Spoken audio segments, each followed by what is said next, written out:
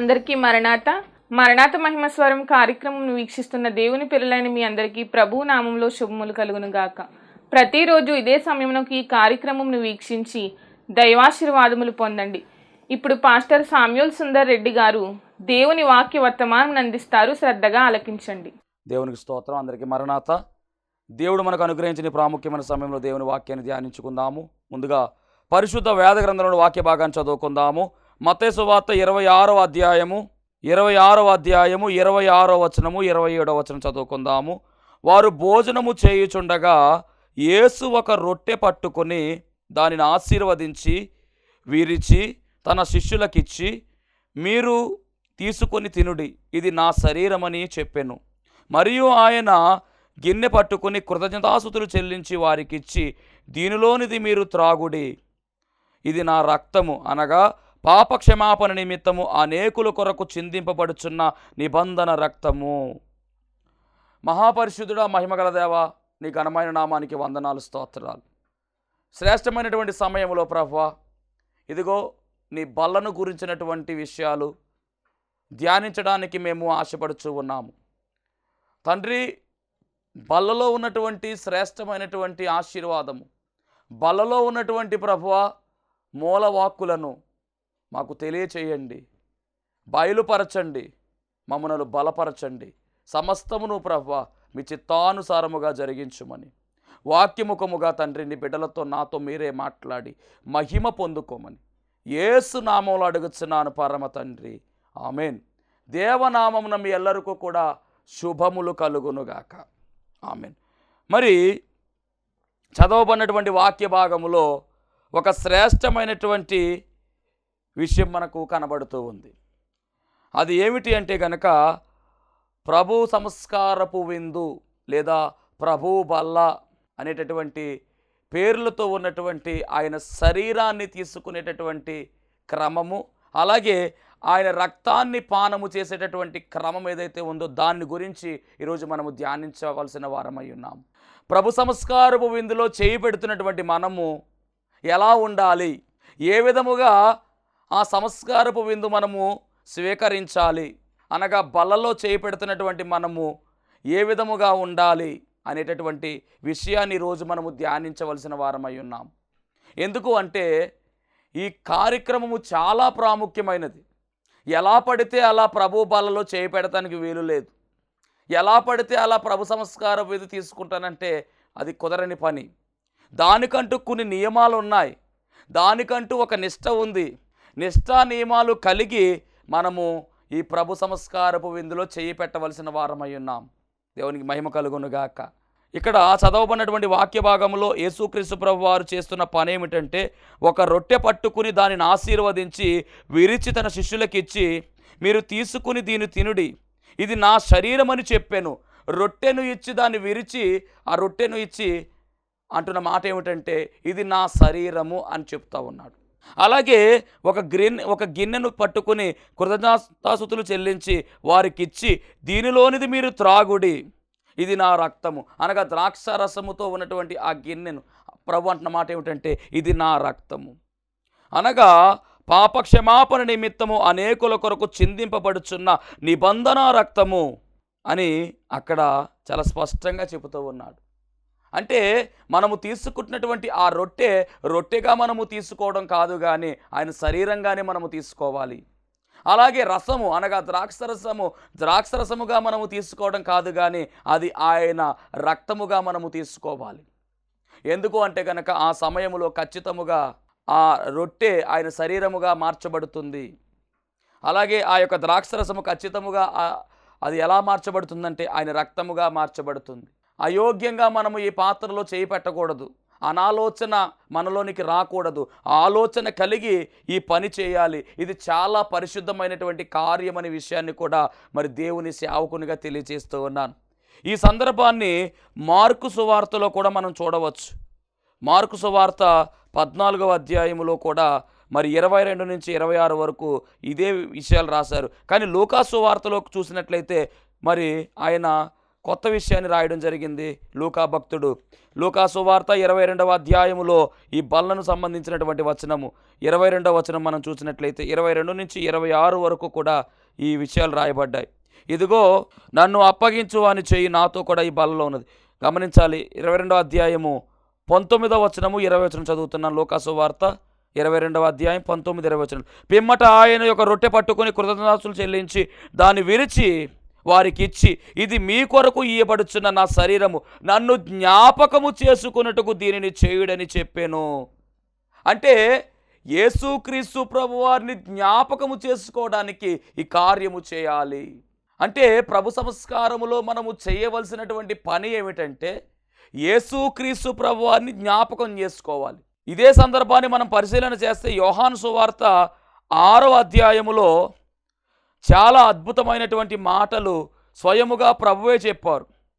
ఆయన అంటాడు కదా, నా శరీరము తిని నా రక్తము పానము చేయాలి అనేటటువంటి మాట కూడా స్పష్టముగా ఆయనే చెబుతూ ఉన్నాడు. యోహాను సువార్త 6వ అధ్యాయము 49వ వచనాన్ని చదువుకుందాం. మీ పితరులు అరణ్యములో మన్నాను తినినను చనిపోయేరి, దీనిని తినువాడు చావకున్నట్లు పరలోకము నుండి వచ్చిన జీవాహారము ఇదే అంటూ ఉన్నాడు. అంటే పరలోకము నుండి దిగి వచ్చినటువంటి జీవాహారము నేనే. ఎవడైనను ఈ ఆహారము భుజించేనే వాడు ఎల్లప్పుడూ జీవించును, మరియు నేను ఇచ్చు ఆహారము లోకమునకు జీవము కొరకైన నా శరీరమే అని ఆయన చెబుతూ ఉన్నాడు. దేవునికి మహిమ కలుగునుగాక. ఎంత అద్భుతమైనటువంటి మాటో మరి. అంటే పితరులైనటువంటి వారు మన్నాను భుజించారు, అయినప్పటికీ వారు చనిపోయారు. మన్నా పరలోకం నుంచి వచ్చింది కాదండి, మన్నా ఆకాశ ధాన్యముగా పిలవబడింది. అది మనం భూమి నుంచి వచ్చే ధాన్యాన్ని తింటున్నాం. ఇశ్రాయేలీలు ఆకాశం నుంచి వచ్చిన ధాన్యాన్ని తిన్నారు. కానీ సర్వమానవాళి కూడా తినవలసింది ఏమిటంటే పరలోకము నుంచి వచ్చినటువంటి ఆహారాన్ని తినాలని చెప్తూ ఉన్నారు. ఆ ఆహారం ఎవరంటే యేసు ప్రభువే. ఆయన శరీరమే ఆహారముగా మనకు ఇవ్వబడుతూ ఉంది. చాలా అద్భుతమైనటువంటి మాట ఏమిటంటే యేసుక్రీస్తు ప్రభువు వారు పుట్టినప్పుడు ఆయన తీసుకెళ్ళి పశువుల తొట్టెలో పరుండబెట్టారు. ఈ పశువుల తొట్టెలో ఏముంటుంది? పశువులు తినేటటువంటి గడ్డి ఉంటుంది. అంటే ఆహారం పెడతారు పశువులకు. అంటే సింబాలిక్గా యేసుక్రీస్తు ప్రభువు చెప్తున్న మాట ఏమిటంటే మరి పశువులు తినడానికి ఆహారం వేసేటటువంటి తొట్టెలో ఆయన ఉన్నాడు. అంటే దాని అర్థం ఏమిటంటే మరి ఆహారము ఆయనే అని అక్కడ కనబడుతూ ఉంది. అంటే తొట్టులో ఏముండదంటే పశువులు తినే ఆహారం ఉంటుంది. కానీ ఇప్పుడు తొట్టులో ఎవరున్నారంటే యేసు ప్రభువు అన్నారు. ఎందుకంటే ఆయన ఈ ప్రపంచానికి ఆహారముగా పిలువబడుతున్నాడు. పరలోకము నుంచి వచ్చిన జీవాహారముగా పిలువబడ్డాడు. దేవుని మహిమ కలుగునుగాక. కాబట్టి మరి రొట్టె విరుచుట అనేటటువంటి కార్యక్రమం చాలా ప్రాముఖ్యమైనది. చాలామందికి సందేహం ఏంటంటే రొట్టె ఎప్పుడు విరవాలి, ఎక్కడ విరవాలి అనేటటువంటి ప్రశ్నలు కూడా ఉన్నాయి. రోజు రొట్టె విరవాలా, వారానికి ఒకసారి విరవాలా, లేకపోతే నెలకు ఒకసారి విరవాలా అనేటటువంటి మరి విభిన్న అభిప్రాయాలు కూడా డినామినేషన్లో ఉన్నాయి. నేను చెప్పే మాట ఏమిటంటే ఈ ప్రభు సంస్కారపు విందు లేదా బల్ల కార్యక్రమం లేదా రొట్టె విరుచుట అనే కార్యక్రమం రోజు చేసినా తప్పేమీ లేదు. వారానికి ఒక పర్యాయం చేసుకున్న తప్పేమీ లేదు. నెలకు ఒకసారి తీసుకున్నా తప్పేమీ లేదు. కానీ ఎప్పుడు తీసుకున్నా కానీ చాలా జాగ్రత్తగా తీసుకోవాలి. అయోగ్యంగా ఇష్టం వచ్చినట్టుగా తీసుకోకూడదు. శుద్ధీకరణ ఆచారం అనేది ఒకటి ఉంది. శుద్ధీకరణ చేసుకోవాలి, శుద్ధిగా ఉండాలి, వస్త్రశుద్ధి ఉండాలి, స్థలశుద్ధి ఉండాలి, గమనించాలి. అలాగే మరి శుద్ధ హృదయముతో మనము ఈ బల్ల కార్యక్రమంలో చేయిపెట్టాలి. ఆలోచన కలిగి మనము చేయిపెట్టాలి. అలా చేస్తే తీసుకున్నటువంటి ఆ బల్ల ద్వారా మనకు లాభం కలుగుతుంది. ఎక్కడైనా తేడా జరిగిందంటే దేవుని ఆశీర్వాదం పక్కన పెట్టడం ముందు శాపగ్రస్తం అయిపోతామని కూడా బైబిల్లో రాయబడింది. అనారోగ్యాలు వస్తాయని కూడా రాయబడింది. కాబట్టి బల్ల అనేటటువంటి ఈ కార్యక్రమంలోనికి మనము చేరువవుతూ ఉన్నప్పుడు చాలా జాగ్రత్తగా మనం ఉండాలి. ఎందుకంటే స్వయముగా యేసు ప్రభు వచ్చే ఆయన శరీరాన్ని మనకిస్తాడు, ఆయన తన రక్తాన్ని మనకిస్తాడు. దైవజనుడు పట్టుకొస్తున్నటువంటి ఆ యొక్క రొట్టె ఎలా మార్చబడుతుందంటే యేసుక్రీస్తు ప్రభు వారి శరీరంగా మార్చబడుతుంది. ఇది మనం గమనించుకోవాలి. ఇది రొట్టె కదా, ఇది ద్రాక్షరసమే కదా అనే ఆలోచన మనలోనికి వస్తే మరి మనం బల్ల తీసుకునే సమయంలో ఎలా ఉంటుందంటే కనుక దేవుని శిక్షలోనికి మనం వెళ్ళిపోతాం. కాబట్టి మరి ఇప్పటివరకు మీరు ఈ విషయాన్ని విన్నారో వినలేదో నాకు తెలియదు, కానీ బల్ల విషయంలో చాలా జాగ్రత్తగా ఉండాలి. సంస్కార విషయంలో చాలా జాగ్రత్తగా ఉండాలి. శుద్ధీకరణ అనేది ఖచ్చితంగా మనం పాటించాలి. అయోగ్యంగా మనం ఆ బల్లలో చేయి పెట్టకూడదు. దీని గురించి చాలా విషయాలు ఉన్నాయి. ఇది పాత నిబంధనలో ఉన్నటువంటి పస్కా పండుగకు అనగా పులియని రొట్టెల పండుగకు యేసుక్రీస్తు ప్రభువారు లింకప్ చేసి ఉంచాడు. ఎందుకు ఈ మాట చెప్తున్నానంటే, మరి మత్తయి సువార్త మనం చదువుకున్నాం. మత్తయి సువార్త 26వ అధ్యాయంలో ఉన్నటువంటి మాట మనం చదివాం. మరి ఒక పర్యాయం మీకు జ్ఞాపకం చేస్తాను. ఆ 26వ అధ్యాయం పైన వచనాలు మనం చూసినట్లయితే కనుక 17వ వచనం, పులియని రొట్టెల పండుగలో మొదటి దినమందు శిష్యులు యేసునద్దకు వచ్చి, పస్కాను భుజించుటకు మేము నీ కొరకు ఎక్కడ సిద్ధపరచగోరుచున్నావని అడిగిరి. అంటే పులియని రొట్టెల పండుగ సమయంలోనే ఇక్కడ ప్రభు ఏం చేస్తున్నారంటే రొట్టె విరుస్తున్నారు. ఈ పులియని రొట్టెల పండుగకు ప్రభు రొట్టె విరవడానికి చాలా దగ్గర సంబంధం ఉంది. దేవుడు చూజ్ చేసుకున్నాడు. దేవుడు ఆప్షన్ ఎన్నుకున్నాడు. ఏమిటంటే కనుక యూదులు ఆచరించేటటువంటి ఆ పస్కా పండుగ ఏదైతే ఉందో, ఆ పులియని రొట్టెల పండుగ ఆ టైం ఏదైతే ఉందో, దాన్ని ఆయన ఎందుకు ఎన్నుకున్నాడంటే, పస్కా పండుగ దేవుడు ఇశ్రాయేలీలకు ఇచ్చినటువంటి ఒక గొప్ప పండుగ, ఒక కట్టడగా ఉంది అది. ఎందుకు అంటే ఇశ్రాయేలీలకు విడుదల కార్యము జరిగింది అక్కడ. దేవుడు ఇశ్రాయేల్ జనాంగాన్ని ఏర్పాటు చేసుకున్నాడు. ఆ ఏర్పాటు చేసుకున్నటువంటి జనాంగము మరి ఐగుప్తు బానిసత్వంలో మగ్గిపోతున్నటువంటి సమయంలో వారు మొర్ర పెట్టగా దేవుడు వారి మొర్రను ఆలకించి మోషే గారిని లేవనెత్తాడు. ఆ సమయంలో మరి ఫరో యొక్క హృదయాన్ని దేవుడు కఠినపరిచినప్పుడు ఒకసారి వెళ్ళమంటాడు, ఒకసారి వద్దంటాడు, అలాగా కొనసాగుతూ వచ్చింది. కానీ దాదాపుగా 10 రకాల తెగుళ్ళు ప్రవేశపెట్టారు అక్కడ. 9వ తెగులు దాకా కూడా వెళ్ళండి వెళ్ళొద్దు, వెళ్ళండి వెళ్ళొద్దని ముందుకు వెనక్కి లాక్కొచ్చేసాడు. కానీ 10వ తెగులు ఏదైతే ఉందో అది రాగానే మొత్తం అందరినీ వెళ్ళిపోమన్నాడండి. అదేమిటంటే తొలిచూలు పిల్లలు హతమైపోవడం. ప్రథమ సంతానముగా ఉన్నటువంటి వారు జంతువుల్లో కావచ్చు, అక్కడ ఉన్న వ్యక్తుల్లో కావచ్చు, అందరూ చనిపోయారు. భయంకరమైనటువంటి ఘోష అక్కడ ఏర్పడింది. ఆ సమయంలో ఇశ్రాయేలు ప్రజలు కూడా అక్కడే ఉన్నారు. కానీ ఇశ్రాయేలు ప్రజల్లో ఉన్నటువంటి తొలిచూలు పిల్లలు ఎవరో కూడా హతమొందలేదు. ఎందుకంటే కనుక కారణం ఒకటే. దేవుడు చెప్పిన మాట ఏమిటంటే, ఆ రాత్రికాల సమయంలో గొర్రెను కానీ గొర్రె పిల్లను కానీ మేక పిల్లను కానీ వధించి ఇంటి ద్వారబంధకం మీద దాని రక్తాన్ని చెమరమన్నాడు దేవుడు. నిలువు కమ్మి మీద అడ్డి కమ్మి మీద కూడా రక్తమును ముద్రగా వేయమన్నాడు. ఆ రాత్రి సంహార దూత ప్రయాణం చేసుకుంటూ వెళ్ళింది. ఏ గృహం మీద అయితే ఆ యొక్క రక్తము చిమిరి ఉండదో ఆ గృహములోనికి సంహార దూత వెళ్ళడము, ప్రథమ సంతానాన్ని హతము చేయడం జరిగింది. కానీ ఇశ్రాయేలు ప్రజలందరి గృహాల మీద ద్వారబంధకాల మీద మరి ఆ యొక్క పశువు యొక్క రక్తం ఉండడం వల్ల, ఆ బలి పశువు యొక్క అనగా గొర్రెపిల్ల యొక్క రక్తం ఉండడం వల్ల వారి యొక్క సంతానములో ప్రథమ సంతానం క్షేమంగా ఉంది. కానీ ఐగుప్తీయుల యొక్క ప్రథమ సంతానం అంతా కూడా అనగా ఆ యొక్క ప్రజల యొక్క ప్రథమ సంతానం అనగా ఫరో మొదలుకొని పనివారి యొక్క సంతానం వరకు కూడా అంతా కూడా ఏమైపోయిందంటే ప్రథమ సంతానంతో కూడా హతము పొందినట్టుగా మనం చూస్తూ ఉన్నాం. ఇక్కడ ఇశ్రాయేలీయుల యొక్క ప్రథమ సంతానం ఎందుకు కాపాడబడిందంటే కేవలము ఆ పశువు యొక్క ఆ గొర్రెపిల్ల యొక్క రక్తమే. అక్కడ వారిని కాపాడినటువంటి ఆ గొర్రెపిల్లకు సాదృశ్యముగా ఆ గొర్రెపిల్ల యేసుక్రీస్తు ప్రభు వారి యొక్క ఛాయ అయితే నిజస్వరూపం ఎవరంటే కనుక యేసు ప్రభువే. అందుకనే పౌలు గారు అంటారు కదా, పస్కా పశువుగా ఆయన పిలువబడ్డాడండి. మన పస్కా పశువు ఎవరంటే యేసు ప్రభువే అని చెప్పి ఆయన స్పష్టంగా చెప్తాడు. పస్కా బలి ఎవరంటే యేసు ప్రభువే. ఆనాడు ఆ యొక్క జాతిని విడుదల చేయడానికి, మరి ఆ జాతిని నడిపించడానికి, ఆ జాతిని కాపాడడానికి మరి ఒక పశువు అక్కడ బలి అయిపోవడం జరిగింది. దాని ద్వారా వారికి విడుదల లభించింది. మరి ఆ రోజు దేవుడు అన్నటువంటి మాట ఏమిటంటే, మీరు దీన్ని జ్ఞాపకముగా ఉంచుకోవాలి, దీన్ని పండుగగా చేయాలి. ఆ రోజు మీరు ఏం చేయాలి, ఎలా ఆహారం తినాలి, చేదు కూరలతో ఆహారం తినాలి, అలాగే దాని మాంసమును తినమని, దాని రక్తాన్ని ఒలికించమని ఇవన్నీ కూడా రాసి ఎలా తినాలో కూడా చాలా స్పష్టంగా అక్కడ చెప్పినట్టుగా మనం చూస్తూ ఉన్నాం. మీరు నడుము కట్టుకుని, ఇది నిర్గమాకాండంలో ఉన్నటువంటి మాటలు, మీరు నడుము కట్టుకొని మీ చెప్పులు తొడుక్కొని మీ కర్రలు చేత పట్టుకుని త్వరపడుచూ తినవలెను, ఇది యెహోవాకు పస్కా బలి అని చెప్పాడు. ఇదంతా ఎందుకు అంటే కనుక ఇలా తింటూ ఉంటే మీ పిల్లలు అడుగుతారు, అప్పుడు వారికి ఈ విషయాన్ని చెప్పాలి. ఇది తరతరాలు చేయవలసినటువంటి కార్యము అని వారికి ప్రకటించారు. అలా తింటున్నప్పుడు, ప్రతి సంవత్సరం తింటున్నప్పుడు పిల్లలు అడుగుతారు, ఏంటి ఇలా తింటున్నావేంటి, నడుము కట్టుకుని తింటవేంటి, చెప్పులు దొరుకుతూ తింటవేంటి, కర్రలు చేత పట్టుకుని తింటవేంటి, త్వరపడుతూ తింటవేంటి, ఏంటి కదా అని వాళ్ళు అడిగినప్పుడు మీరు చెప్పవలసినటువంటి మాట ఏమిటంటే, ఇదిగో దేవుడు మనల్ని చాలా అద్భుతంగా విడుదల గావించాడు.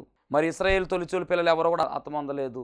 మరి మనల్ని అందరినీ కూడా చాలా క్షేమంగా అక్కడి నుంచి ఐగుప్తు దేశంలో నుంచి నడిపించాడు దేవుడని వాళ్ళకి చెప్పాలి. ఇది ఒక ఆనవాలుగా ఉండాలి అనే విషయాన్ని మరి పాత నిబంధనలో జ్ఞాపకం చేశాడు. అలాగే యేసుక్రీస్తు ప్రభు వారి కాలం వరకు కూడా ఈ క్రమము కంటిన్యూ అయిపోయింది, ఈ పస్కా పండుగ. అందుకని పులియని రొట్టెల పండుగ దినముల్లోని యేసుప్రభు అక్కడికి వచ్చినట్టుగా ఆ పండుగను ఆయన చూస్ చేసుకుని ఒక రొట్టెను ఆయన విరిచి శిష్యులకు ఇస్తూ ఆయన చెప్తున్న మాట ఏమిటంటే, ఇది నా శరీరము. పాత్రలో ద్రాక్షరసాన్ని పోసి అంటున్న మాట ఏమిటంటే, ఇది నా రక్తం, ఇది నా శరీరము, ఇది నా రక్తం అని ఆ పండుగను చూస్ చేసుకుని ఆయన అక్కడ వధింపడినటువంటి పస్కా పశువే ఇదిగో ఈ పస్కా పశువు. అక్కడ గొర్రెపిల్ల, ఇక్కడ కూడా ఎవరంటే యేసుక్రీస్తు అనేటటువంటి గొర్రెపిల్ల.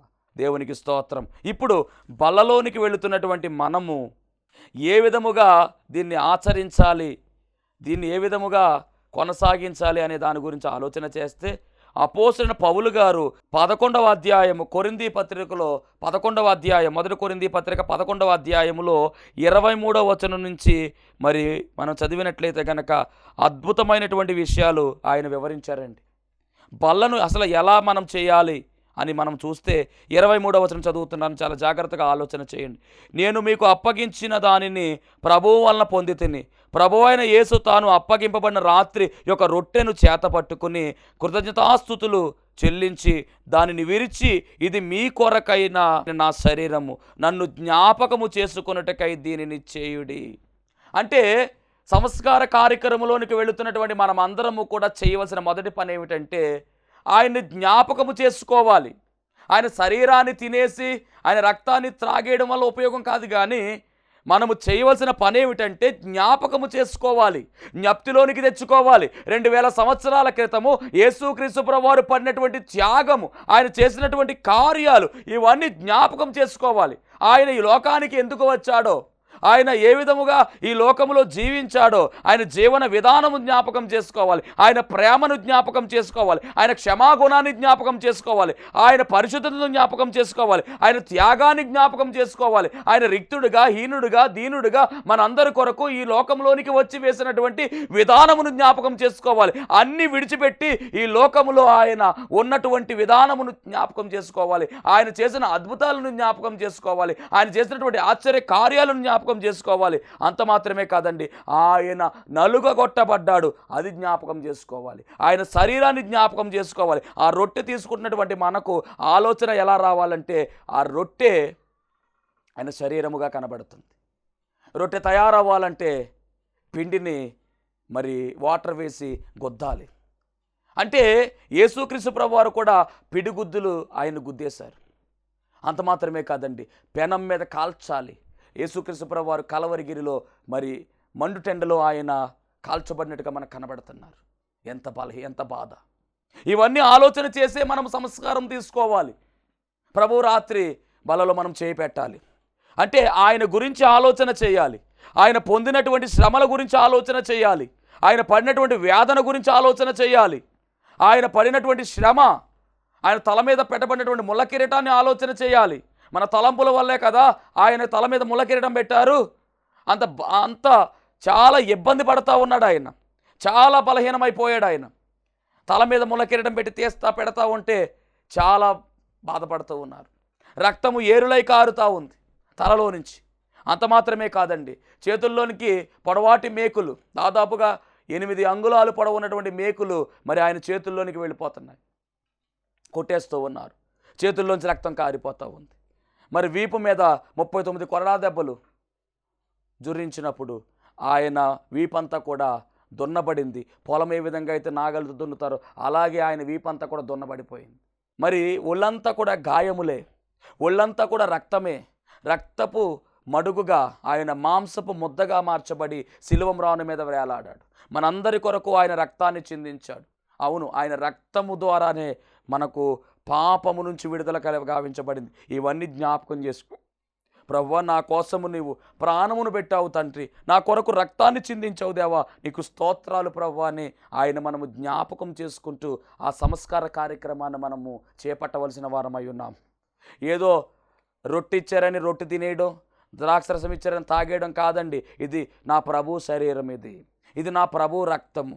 ఎందుకు అంటే కనుక నా కొరకు ఆయన బలి అయ్యాడు, నా కొరకు ఆయన వధింపబడ్డాడు, వదకు తేబడినటువంటి గొర్రెపిల్లగా ఆయన పిలవబడ్డాడు అని ఆయన గురించి మనము తలంచుకోవాల్సిన వారమై ఉన్నాం, అనగా జ్ఞాపకము చేసుకోవాల్సిన వారమై ఉన్నాం. ఇది మొదటి పని. ఇక రెండవ పని ఏమిటి అంటే కనుక 26వ వచనం, మీరు ఈ రొట్టెను తిని ఈ పాత్రలోని త్రాగునప్పుడెల్లా ప్రభువు వచ్చు వరకు ఆయన మరణమును ప్రచురించుదురు.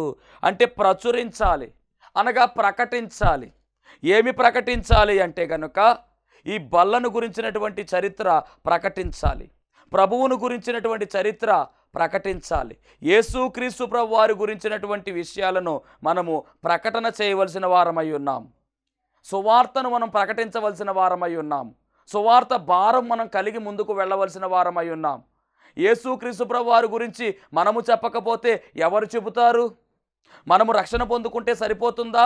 మన ఇంటి వారికి రక్షణ కావాలి కదా, మన ఇరుగు పొరుగు వారికి రక్షణ కావాలి కదా, మన బంధువులు రక్షింపబడాలి కదా. మరి కేవలము మనకొక్కరికే రక్షణ కాదండి, అందరూ కూడా రక్షణ పొందుకోవాలి. ఏ ఒక్కరూ నశించిపోకూడదు, అందరూ రక్షణ పొందుకోవాలని యేసు ప్రభు కోరుకుంటున్నారు.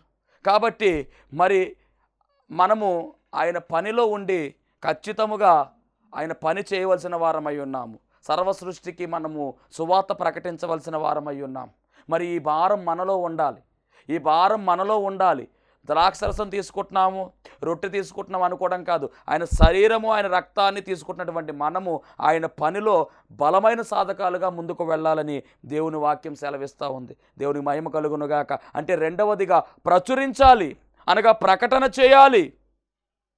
చాలామంది అంట తమ సొంత కార్యములనే చూచుకుంటున్నారని చెప్పి మరి ఫిలిప్పీ పత్రికలో 2వ అధ్యాయంలో మరి పౌలు గారు చెప్తూ ఉన్నారు. మన సొంత కార్యాలే కాదండి చేయవలసింది, దేవుని పనిలో మనము వాడబడాలి, దేవుని కొరకు మన గళాలను విప్పాలి, మనము దేవుని పనిలో బలంగా ముందుకు సాగవలసిన వారమై ఉన్నాం. మన సాక్ష్యాలు మనం పంచవలసిన వారమై ఉన్నాం. పాస్టర్ గారు నాకు వాక్యం చెప్పడం రాదనంటే నీ సాక్ష్యాన్ని చెప్పు.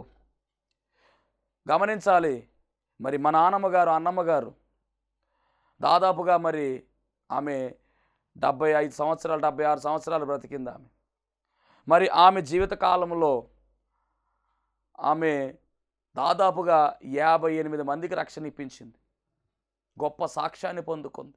ఆమెకు చదువు రాదు, కానీ మాటలతో ఆమె సాక్ష్యం ద్వారా దాదాపుగా మరి ప్రభువుని నమ్ముకున్న తర్వాత 25 సంవత్సరాలు ఆమె భూమి మీద ఉంది. చక్కని రీతిలో మంచి దేవుని సేవ చేసింది, 58 మందిని మార్చింది, 58 మందికి తన నోటి మాట ద్వారా రక్షణలోని నడిపించేసింది. ఇప్పుడు మంచి ఆత్మీయులుగా వారి కుటుంబాలు రక్షించుకున్నారు. ఎంత గొప్ప ధన్యత. చదువు రానటువంటి ఆమె అంతలా చేస్తే, అన్నీ వచ్చు కదా నీకు, చదువచ్చు అన్నీ వచ్చు కదా, నువ్వేం చేస్తున్నావు, అసలు దేవుని కొరకు ఏం చెప్తున్నావు? ప్రభు సంస్కారం ఇందులో చేయి పెట్టామంటే కనుక ఖచ్చితంగా సువార్త మనం చేయవలసిన వారమై ఉన్నాం. దేవుని పనిలో మనం బలంగా వాడబడాలి. అందుకనే ప్రచురించే వారముగా మనం ఉండాలి, ప్రకటించే వారంగా మనం ఉండాలి. ఎప్పుడు మీ సొంత పనులు చూసుకుంటూ దేవుని పని నిర్లక్ష్యం చేయవద్దు. సమయమందును అసమయమందును కూడా మనము దేవుని పని చేయవలసిన వారమై ఉన్నాం. ఇది రెండవది. మొదటిగా జ్ఞాపకం చేసుకోవాలి, రెండవది ప్రచురించాలి. ఇక మూడవదిగా మనం గమనిస్తే కనుక 1 కొరింథీ పత్రిక 11వ అధ్యాయము 28వ వచనం, కాబట్టి ప్రతి మనుష్యుడు తన్ను తాను పరీక్షించుకొనవలెను. అంటే పరీక్ష చేసుకోవాలి, చాలా జాగ్రత్తగా పరీక్షించుకోవాలి. మనం ఆయనకు దగ్గరగా ఉన్నామా లేదా దూరంగా జీవిస్తున్నామా అనే పరీక్ష చేసుకోవాలి. క్రీస్తును పోలి నడుచుకుంటున్నామా లేదా అని పరీక్ష చేసుకోవాలి. లోకంతో కలిసిపోతున్నామా లేదా జాగ్రత్తగా ఉన్నామా పరీక్ష చేసుకోవాలి. మన నోరు ఎలాగుందో పరీక్ష చేసుకోవాలి. ఎందుకంటే అన్నిటికీ గొడవలంటే కారణం నోరే కదా మరి. కాబట్టి మన మాటలు ఎలాగున్నాయో పరీక్ష చేసుకోవాలి. మన భక్తి ఎలాగుందో, భక్తి జీవితము ఎలా ఉందో పరీక్ష చేసుకోవాలి. మన ప్రార్థనా జీవితం ఎలా ఉందో పరీక్ష చేసుకోవాలి. మందిరానికి వెళ్ళేటటువంటి క్రమము సరిగా ఉందా లేదా పరీక్ష చేసుకోవాలి. ఇవన్నీ పరీక్షించుకుని అప్పుడు ప్రభు బలలో మనం చేయబెట్టాలి. దేవుని మహిమ కలుగును గాక. ఒకటి జ్ఞాపకం చేసుకోవాలి, 2 ప్రచురించాలి అంటే ప్రకటించాలి, 3వదిగా పరీక్ష చేసుకోవాలి. ఇక 4వదిగా మనం గమనిస్తే కనుక సిద్ధపాటు కలిగి ప్రభు బలలోకి మనము అడుగు పెట్టాలి. సిద్ధపాటు లేకుండా మనము ప్రభు బలను సమీపించకూడదు. ఖచ్చితముగా సిద్ధపాటు అనేటటువంటి మనసు మనం కలిగి ఉండాలి. అలా మనం ప్రభు బలను ఎదుర్కోవాల్సిన వారమై ఉన్నాం. ఎలా పడితే అలాగా ప్రభు బలలో చేపెడతానంటే అది ఏమవుతుందంటే శిక్షావిధిగా మారిపోతుందని చాలా స్పష్టంగా చెబుతూ ఉన్నాడు దేవుడు. ప్రభు శరీరం అని వివేచింపక తిని త్రాగువాడు తనకు శిక్షావిధి కలుగుటకే తిని త్రాగుచున్నాడు. ఇందువలననే మీలో అనేకులు బలహీనులు, రోగులై ఉన్నారు.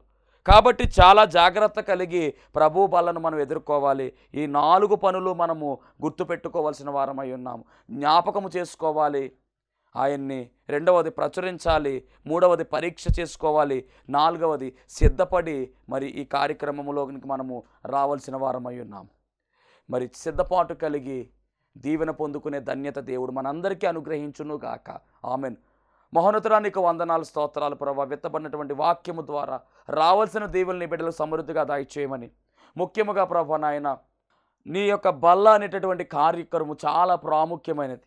ఆ కార్యక్రమం గురించి ఎలా ఉండాలో, ఎలా బల్లలో ప్రభా నాయన మా చేతులు పెట్టాలో, ఏ విధముగా తండ్రి బలను మేము స్వీకరించాలో మీరు మాట్లాడి ఉన్నారు దేవా, నీకు వందనాలు.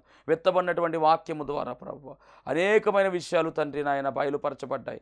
రావాల్సిన దీవెనల్ని బిడ్డలు సమృద్ధిగా దయచేసి వారికి ఉన్నటువంటి బలహీనతలను తొలగించమని, బలపరచమని యేసు నామములో అడుగుచున్నాం పరమ తండ్రి, ఆమేన్. అందరికీ మరణాత.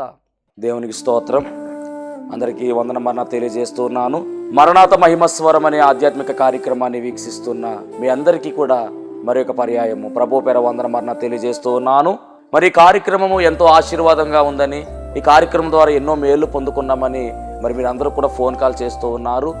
చాలా సంతోషము. ఎన్నో అద్భుత ఆశ్చర్యకార్యాలు దేవుడు ఈ కార్యక్రమం ద్వారా జరిగిస్తూ ఉన్నారు. దేవుని నామమునికి మహిమ కలుగునుగాక. మరి మీరు చూస్తున్నటువంటి ఈ యొక్క షెడ్ గురించి గతంలో మీకు చెప్పడం జరిగింది. యజమానుడు మరి దీన్ని బేరం పెట్టారని చెప్పేసి, దీన్ని తీసుకుంటే ఇక్కడ ఆరాధన జరుగుతుంది, లేకపోతే మనం బయటికి వెళ్ళాలనేటువంటి పరిస్థితిని మీకు చెప్పినందుకు చాలామంది మరి సహకరించారు. కొంతమంది మరి అమౌంట్ పంపించడం జరిగింది, అలాగే ప్రార్థన చేయడం జరిగింది. దేవుని మహాకృపను బట్టి పంపించినటువంటి కొంత అమౌంట్ మరి యజమానుడికి కట్టడం జరిగింది. ఇంకా చాలా అమౌంట్ మనము వారికి ఇవ్వాల్సి ఉంది. కనుక మరి ఈ కార్యక్రమాన్ని వీక్షిస్తున్నటువంటి మీకు ఎవరికైనా కనుక ప్రేరేపణ కలిగినట్లయితే కనుక మరి మీ వంతు సహకారాన్ని అందించండి. ఈ దేని సేవకునికి మీ యొక్క సహకారం అందించి ఈ సేవను మరి ముందుకు వెళ్ళేలాగా సహకరించవలసిందిగా ప్రభు పేరు తెలియజేస్తూ ఉన్నాను. మీకు ఎవరికైనా కనుక మరి ప్రేరేపణ కలిగినట్లయితే కనుక స్క్రీన్ మీద కనపడుతున్నటువంటి ఆ నెంబర్కి ఫోన్పే చేయండి, లేదా ఫోన్ చేసినట్లయితే కనుక నేనే స్వయంగా మాట్లాడతాను. మీ సహకారాన్ని అందించండి. ప్రభు పనిలో మీరు కూడా పాలి భాగస్తులు కావాల్సిందిగా ప్రభు పేరు తెలియజేస్తున్నాను. అందరికీ మరణాత.